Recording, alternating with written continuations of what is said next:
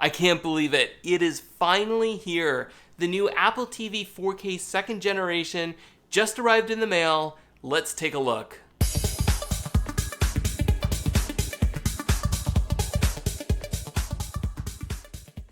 Hey guys, I'm the Brad Lloyd, and my channel is all about smart home tech with Apple Homekit.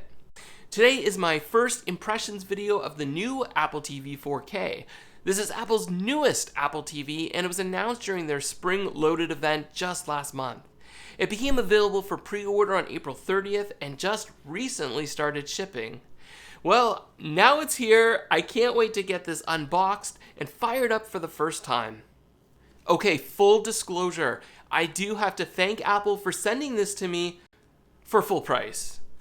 Apple's kind enough to fulfill my order, and even though they didn't specifically ask me for this video, or a review, or really even my opinion, well, they're gonna get it anyway. And I just want to make sure that you knew that. I will always give it to you straight, as I always do.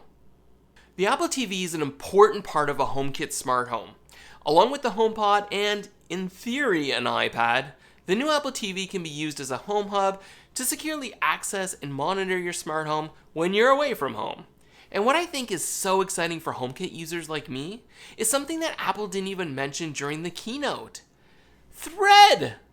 That's right, the Apple TV joins the HomePod Mini as a Thread border router for your smart home. This means that either the HomePod Mini or the new Apple TV can be used not only as a home hub, but as a router for your Thread-enabled accessories, which includes products like Nanoleaf Essentials lights, as well as a growing list of HomeKit accessories from Eve.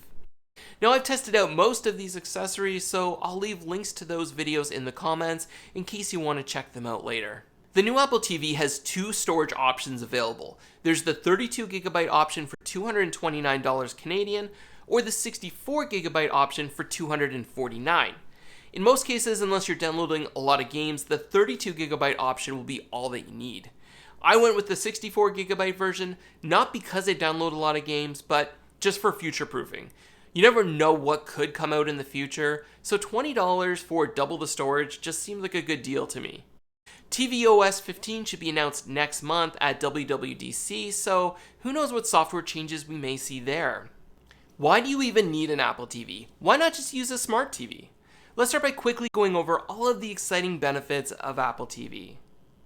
Well, the Apple TV provides a fast and fluid navigation and viewing experience. As you would expect, you can download and stream content from all of the major streaming services like Netflix, Disney+, YouTube, and Crave, as well as popular sports networks like NHL and MLB. For Jays games, I personally use the Sportsnet Now app. You can also get access to the TV app, including the Apple TV Plus streaming service, and you can rent and purchase movies and TV shows right from the iTunes Store.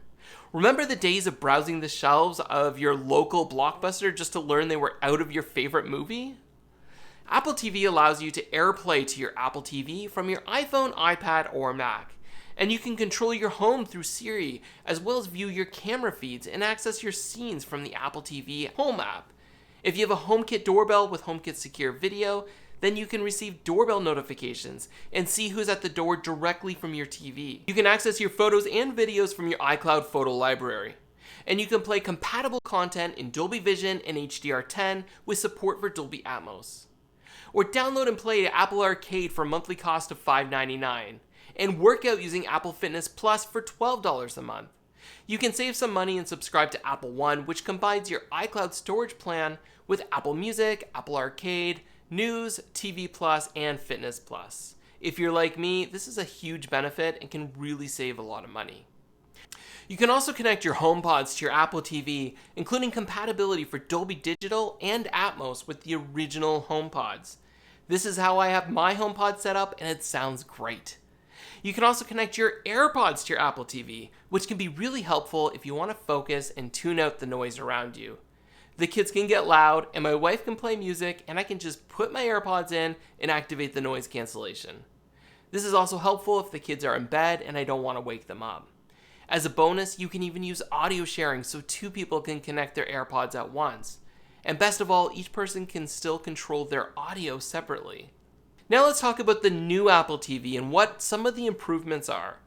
Well, the new Apple TV promises better performance with the A12 Bionic chip, high frame rate HDR, Wi-Fi 6, and best of all, the remote control. Yes, that's right, the remote control is seriously the highlight, and I'll go over that soon.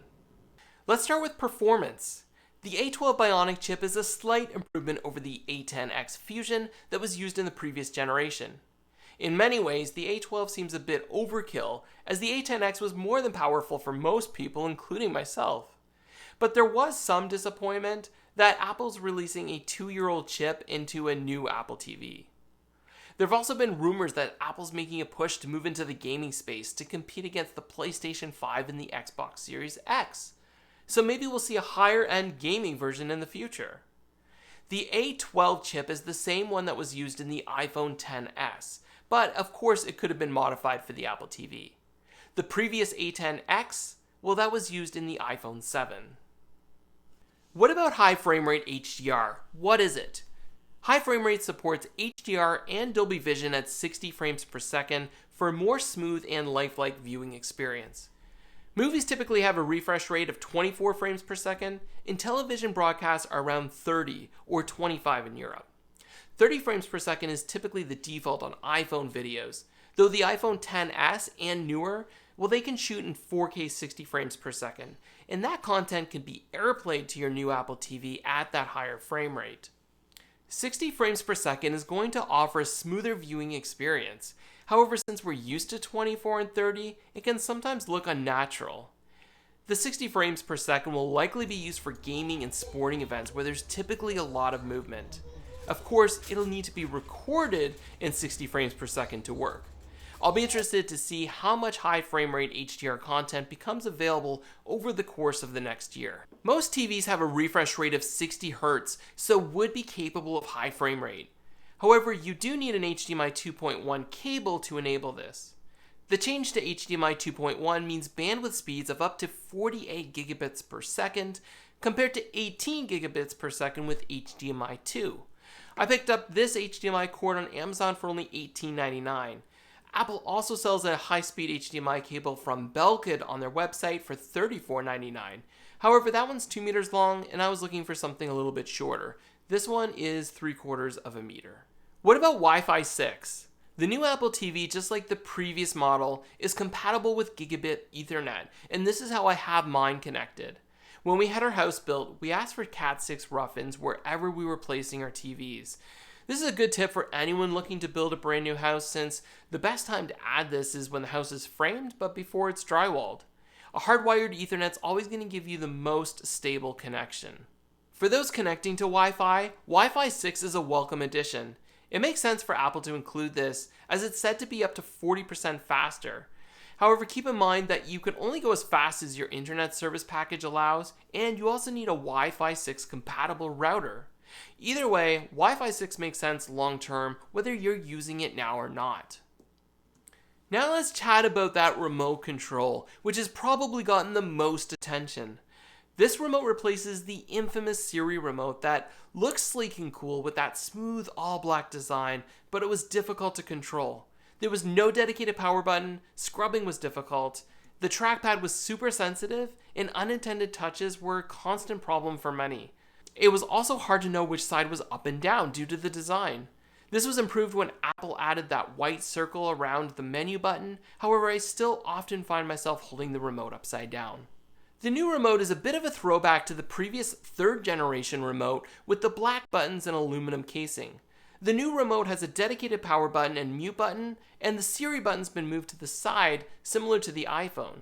There's still a touchpad, but with 4 directional buttons, it should be easier to control. And you can use a circular gesture on the outer ring to easily fast forward and rewind. The new remote communicates using Bluetooth 5.0 instead of 4.0 on the previous generation. Bluetooth 5.0 is said to be faster, more reliable, and consume less power than with 4.0. The remote still charges using a lightning connector, and in my experience, I only need to charge mine every 6 months or so this remote should be at least as good. The great news is that this remote can be purchased separately for $69 and it's backwards compatible. $69 may seem steep for a remote control, but it's a lot less expensive than an entire upgrade if you don't need it. I suspect that Apple's going to be selling a ton of these remotes. What's missing from the new remote is the accelerometer and three-way gyroscope, but I think that's probably okay because most people that are playing Apple Arcade are using Xbox and PlayStation controllers anyway. I know that's what my kids do when they're playing arcade. And I've also heard rumors that Apple is developing their own Apple TV gaming controller. So even though I'm not a gamer, I'm really interested to see what this could look like. A new color calibration feature was also announced at the Spring Forward event. However, this isn't specific to the new Apple TV, and it can be used on any Apple TV running TVOS. This uses the front-facing camera on your iPhone 10 or higher. Worth noting here, this only adjusts your Apple TV color settings, not your actual TV settings. I exclusively watch TV through my Apple TV, but if you use a cable box or gaming system, the settings won't carry over. Once I get this set up, then I'll demonstrate this for you. Today I will be installing my new Apple TV in my great room. This will be replacing the previous Apple TV 4K that I have installed, which I'll move to my bedroom where I'm currently using the HD version. I'm then going to move my HD Apple TV to my basement, which is currently rocking a 3rd generation model. The 3rd generation model isn't even using TVOS and can't be used as a home hub. So even though that Apple TV doesn't get used often, the upgrade to HD will be nice. Here it is. Let's get this out of its packaging.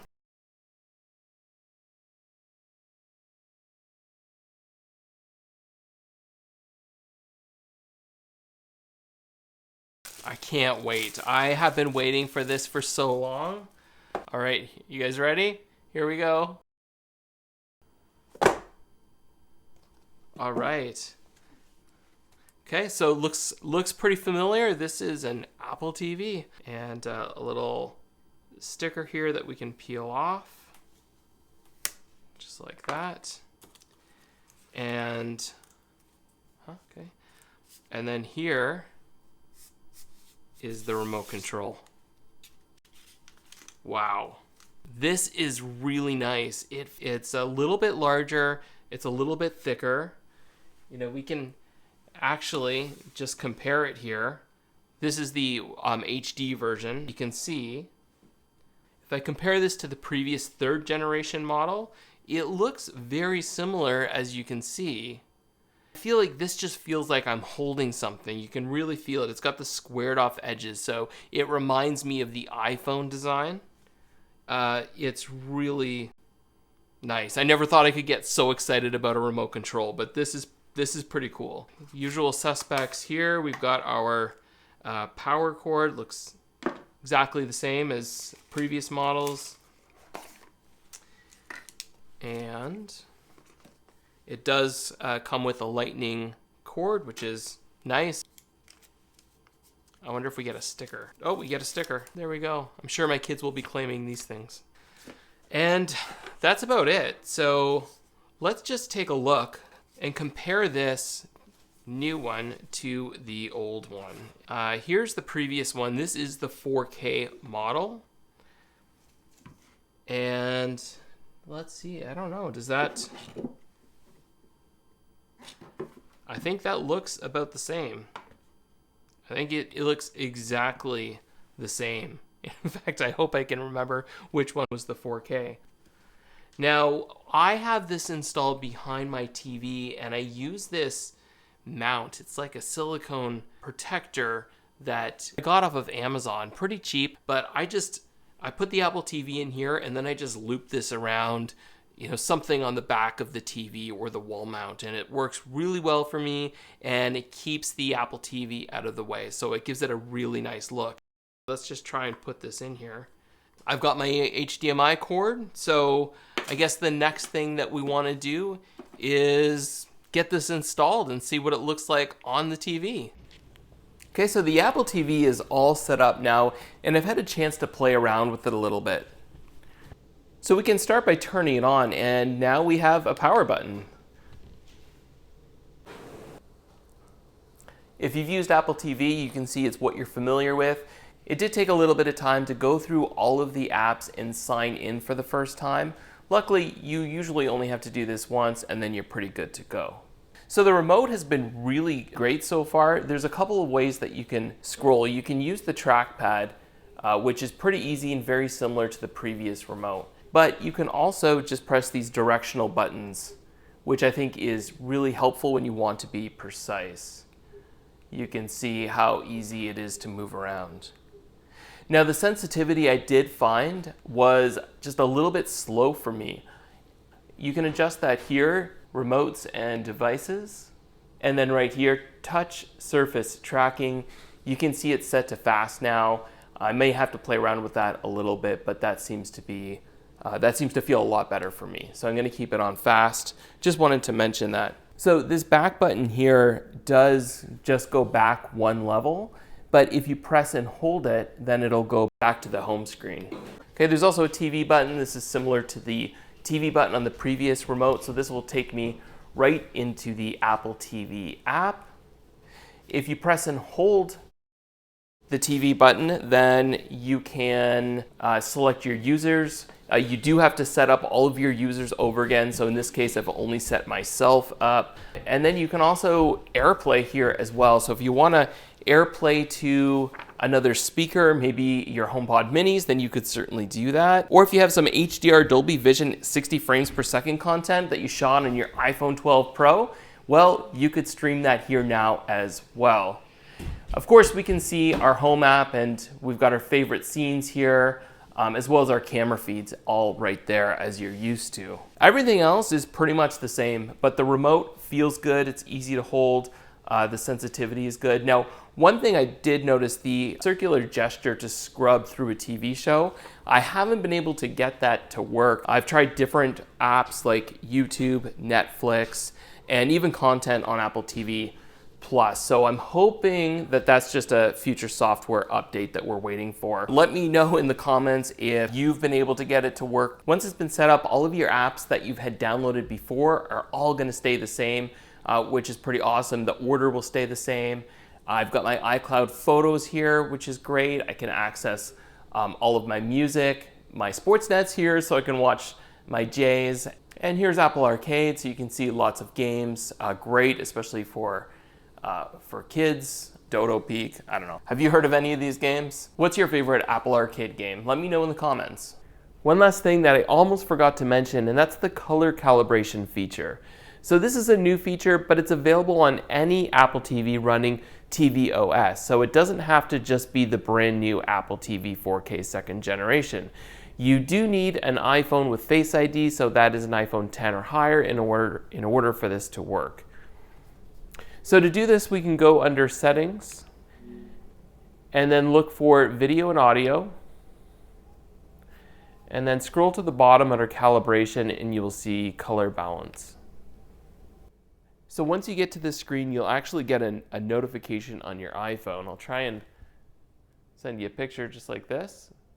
Okay, so now we can just turn the phone towards the TV. It needs to be about an inch from the screen. And then you just wait.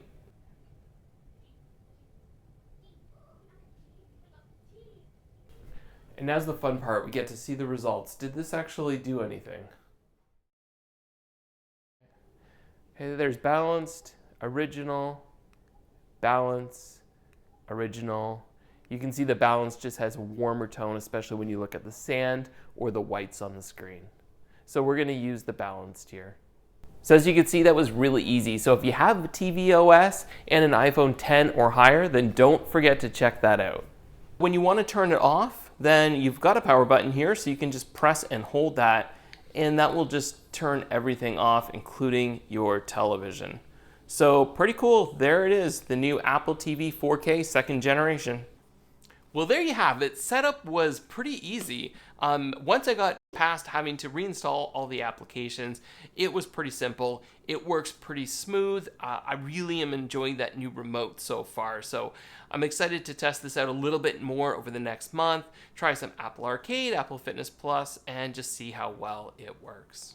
I do think that not having the U1 chip in the Apple TV remote is a bit of a miss, and I think a lot of people were surprised by that. I know I lose my remote control all the time, but having that U1 chip would just have made it so much easier when it got lost between the cushions or maybe under the couch to be able to find that remote. But You know, who knows what surprises could be in here. Maybe one day we'll learn that, hey, there's a temperature and humidity sensor in here. I wonder when Apple's going to start using that. So who knows? Maybe there's a hidden AirTag in here that we don't know. That would be pretty cool. So should you upgrade? I think for most people, the answer is no. $69, that'll get you a remote control. That's probably the way to go. But if you have a 4K TV and you don't have a 4K Apple TV, then yes, now would definitely be a good time. One thing I do want to point out is Apple's still selling their HD version on their website for $199. The HD version, not the 4K, the HD.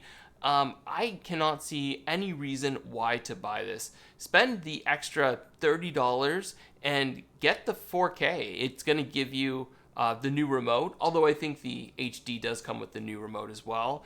But it just gives you that faster Apple TV, and it's a little bit more future-proofing. So if you do end up getting a 4K TV down the road, then you know you've got the hardware that's going to really maximize the performance of that TV.